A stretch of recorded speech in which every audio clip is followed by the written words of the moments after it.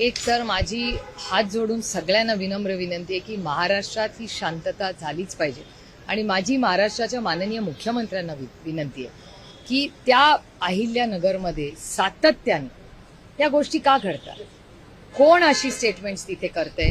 का हे सातत्यानं अतिशय शांत असणारी अहिल्यानगर, अतिशय चांगल्या शिक्षण संस्था त्या भागामध्ये, शिक्षणावर प्रेम करणारा तो भाग, संस्कारी हा भाग, त्या अहिल्यानगरमध्ये जिथे डिस्कव्हरी ऑफ इंडिया हे पंडित जवाहरलाल नेहरूंनी लिहिलं,